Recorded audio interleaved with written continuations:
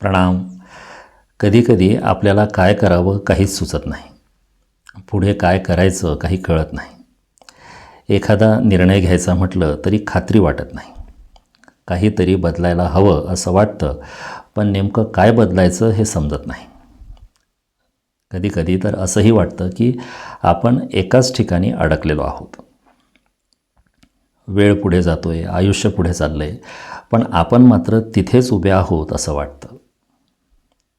अशावेळी आपण सहसा एक गोष्ट गृहीत धरतो. आपल्याला वाटतं की आपल्याला दिशा मिळत नाही आहे. म्हणून मग आपण अधिक माहिती शोधतो, लोकांचे सल्ले ऐकतो, वेगवेगळ्या पर्यायांचा विचार करतो, स्वतःशी पुन्हा पुन्हा संवाद करत राहतो. पण इतकं सगळं करूनही आपलं कन्फ्युजन, आपला गोंधळ कमी होत नाही. उलट कधीकधी तो आणखी वाढतो.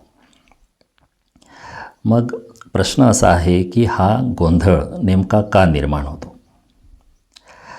बहुतेक वेळा आपल्याला वाटतं की समस्या दिशा नसण्याची आहे. पण थोडं खोलवर पाहिलं तर लक्षात येतं की समस्या नेहमी दिशा नसण्याची नसते.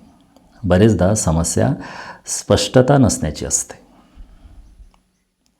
सध्या आपल्या आयुष्यात खरंच काय महत्त्वाचं आहे, आपण नेमकं कशासाठी झगडतो आहे, कोणत्या गोष्टीला प्राधान्य द्यायचं आहे, हेच आपल्याला स्पष्ट नसतं.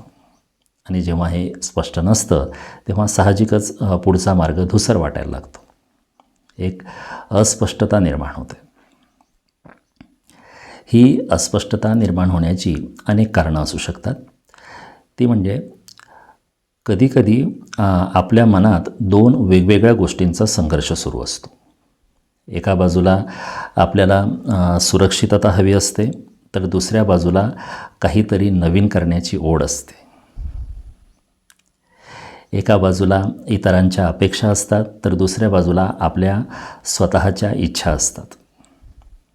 अशावेळी प्रश्न मार्गाचा नसतो, प्रश्न असतो या दोन गोष्टींपैकी आपल्यासाठी खरोखर महत्त्वाचं काय आहे. तसंच कधीकधी या गोंधळामागे भीती असते. आपल्याला वाटतं की आपण संभ्रमात आहोत, पण प्रत्यक्षात आपण संभ्रमात नसतो, तर आपण थोडे घाबरलेलो असतो. म्हणजे चुकीचा निर्णय होईल का, लोक काय म्हणतील, अपयश आलं तर काय होईल, आपल्याला बदल स्वीकारता आला नाही तर काय होईल, अशा अनेक भीती आपल्या विचारांवर पडदा टाकतात. मग आपण जितका जास्त विचार करतो तितकं उत्तर अधिक दूर जातं. आणि या सगळ्यात मला वाटतं आणखी एक महत्त्वाची गोष्ट आहे जिच्याकडे आपलं नकळतपणे दुर्लक्ष होतं. ती म्हणजे कधीकधी आपण आपली दिशा हरवलेली नसते, फक्त आपली जुनी दिशा कालबाह्य झालेली असते. म्हणजे आपण बदलत असतो. आपल्या अनुभवांमुळे, आपल्या वयानुसार, परिस्थितीनुसार कालांतराने जीवनाकडे पाहण्याचा आपला दृष्टिकोन बदलत असतो.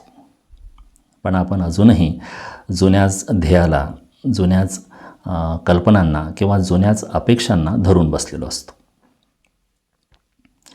जे कधी काळी योग्य होतं ते आजही योग्य असलंच पाहिजे असं काही नाही, पण ते सोडणं आपल्याला कठीण वाटतं.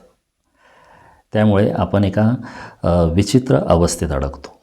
ती म्हणजे जुनी दिशा आपल्याला पुढे नेत नाही आणि नवी दिशा अजून स्पष्ट झालेली नसते. आणि याशिवाय कधीकधी आपल्या आजूबाजूला इतके आवाज असतात की आपल्यासाठी खरंच काय महत्त्वाचं आहे हेच कळेनासं होतं. कोणी करिअरबद्दल बोलत असतं, कोणी पैशांबद्दल, कोणी यशाबद्दल, तर कोणी स्थैर्याबद्दल बोलत असतं. प्रत्येक आवाज काहीतरी वेगळं सांगत असतो.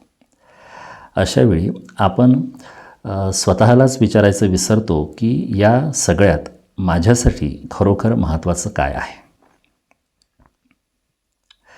म्हणूनच जेव्हा आयुष्यात दिशा हरवल्यासारखं वाटतं तेव्हा आपला पहिला प्रश्न, आता मी काय करू, हा नको.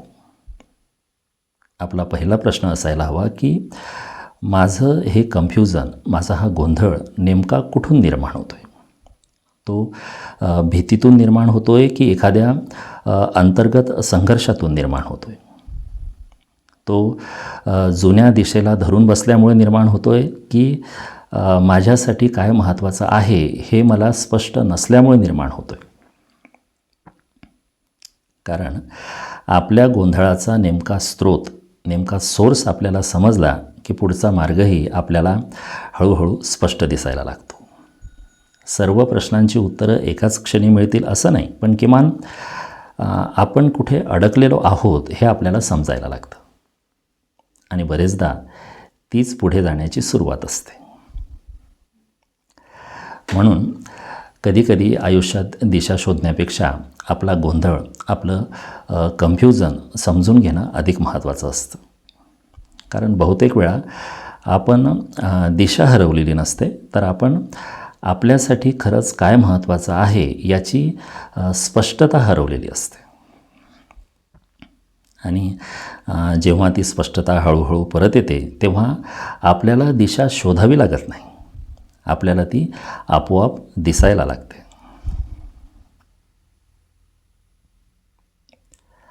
प्रणाम. धन्यवाद.